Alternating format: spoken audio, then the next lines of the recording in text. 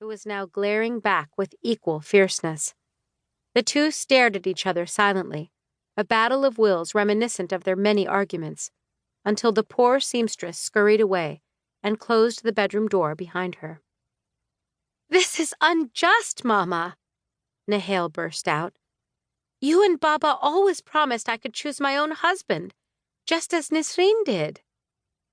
Shahira pinched the bridge of her nose. "Your sister found herself an excellent match.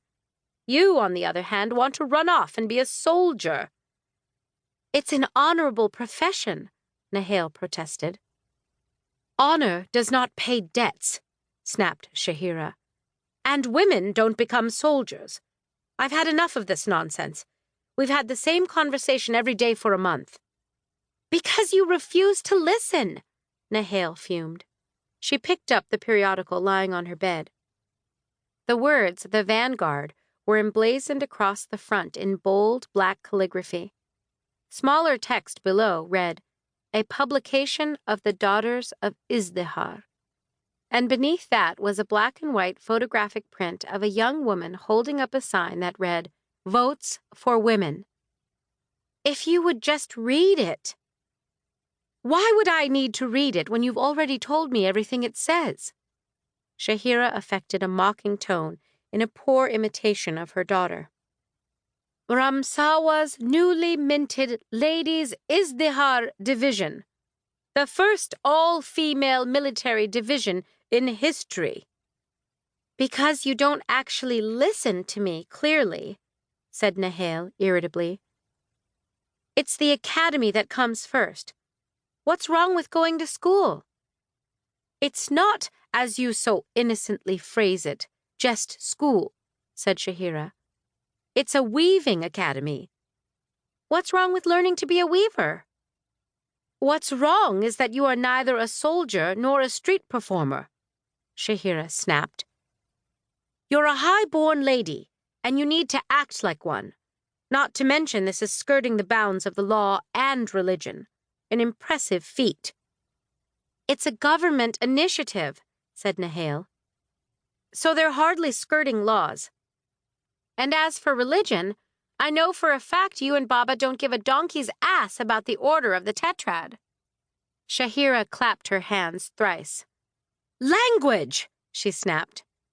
"You are a lady of House Darwish, not a street urchin, and I'll not have you act like one in this house." "If I were a street urchin, at least I'd be able to do whatever I want," Nehal thought.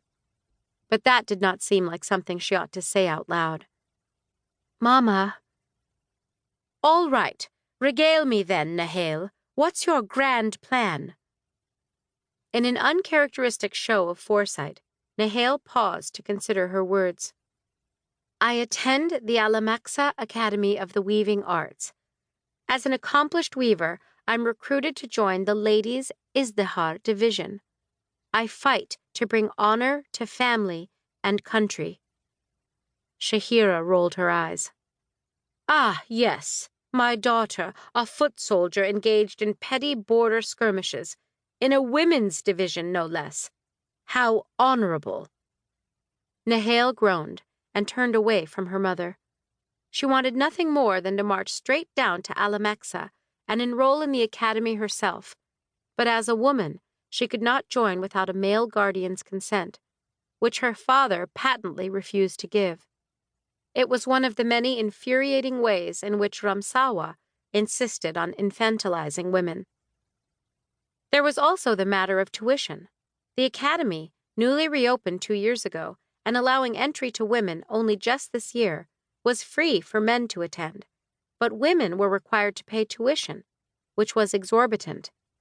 And the Darwish family was, as Nehal had recently discovered, in dire financial straits.